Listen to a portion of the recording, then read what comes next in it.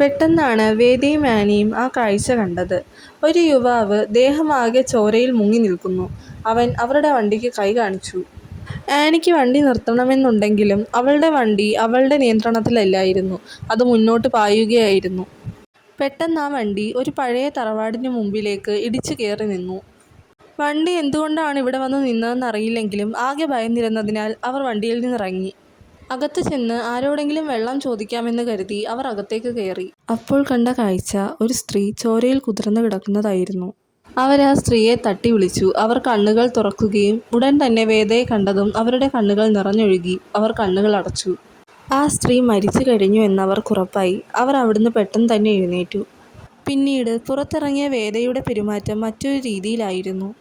അവൾ ആനിയെ തള്ളിമാറ്റി വണ്ടി ഒറ്റയ്ക്കെടുത്ത് മുന്നോട്ട് പോയി. ആ വീട്ടിൽ തനിച്ചായി പോയ ആനി പെട്ടെന്ന് എന്ത് ചെയ്യണമെന്നറിയാതെ ആകെ ഭയന്നുപോയി.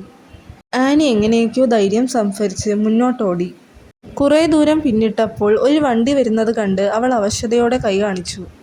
അവളുടെ പരിഭ്രമവും പേടിയും കണ്ട് ഒരു മധ്യവയസ്കൻ ഇറങ്ങി അവളെ കാറിനകത്തേക്ക് കയറ്റി. "നീ എങ്ങനെയാണ് ആ ചെകുത്താൻ കോട്ടയുടെ അടുത്തെത്തിയതെന്ന്?" അയാൾ ചോദിച്ചു.